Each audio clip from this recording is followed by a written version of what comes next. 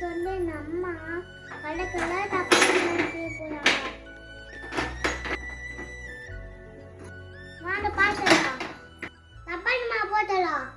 அகன்ஜிட்டுகே moms kitchen. முன்னாடி நம்மளோட குட்டி செஃப் பேசியிருப்பாங்க. இப்போ என்ன பண்ண போகிறோன்னா ட்ரை கலர் சப்பாத்தி.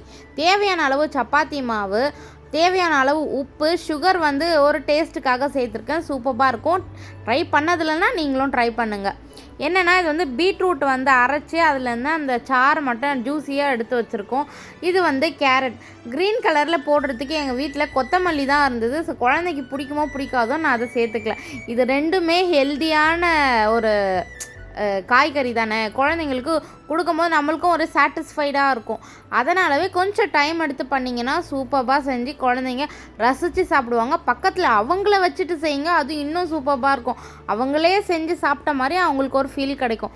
வேஸ்ட் பண்ணாமல் சாப்பிட்ருவாங்க. என் வீட்டில் அப்படி தான் என் பெரிய பொண்ணு கண்ணு முன்னாடி செஞ்சோன்னா சூப்பராக சாப்பிட்டு முடிச்சிடுவா. இப்போ அவள் பக்கத்துலேயே தான் உட்காந்துருக்கா. அந்த வீடியோ கூட அவள் தான் எடுத்துகிட்ருக்கா. தேவையான அளவு மாவெல்லாம் ஒரு 3 பார்ட்டாக பிரிச்சுட்டு பீட்ரூட்டு கேரட்டு எப்பயும் நார்மலாக பிசைகிற மாதிரி பிசைஞ்சு எடுத்துக்கோங்க. இது வந்து நார்மல் கலரில் எப்படி இருக்குமோ அது ஒன்று. அழகாக தேய்ச்சி திரட்டி எடுத்துருங்க. ரவுண்ட் ரவுண்டாக வச்சுக்கலாம்.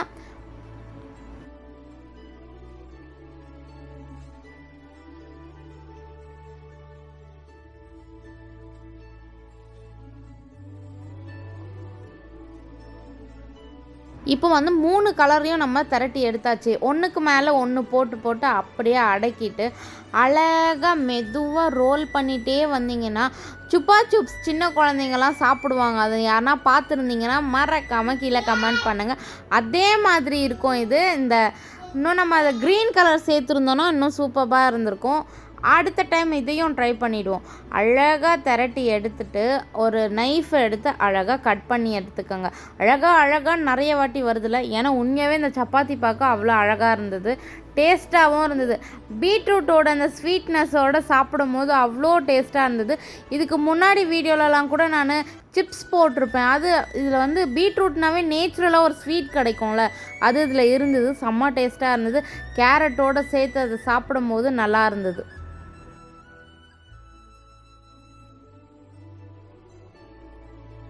தோசைக்கல்ல அழகாக ப்ரீ ஹீட் பண்ணி எடுத்துகிட்டு நெய் சேர்த்துக்கோங்க. என் குழந்தைக்கு நெய்னா அவ்வளோ பிடிக்கும். நெய் போட்டு தான் நான் எல்லாமே இதில் செஞ்சுருந்தேன். இந்த வீடியோ எடுக்கிறது கூட என்னோட குட்டி செஃப் தான் எடுத்துகிட்ருக்காங்க. அவங்களுக்கு இதிலெல்லாம் ரொம்பவே இன்ட்ரெஸ்ட்.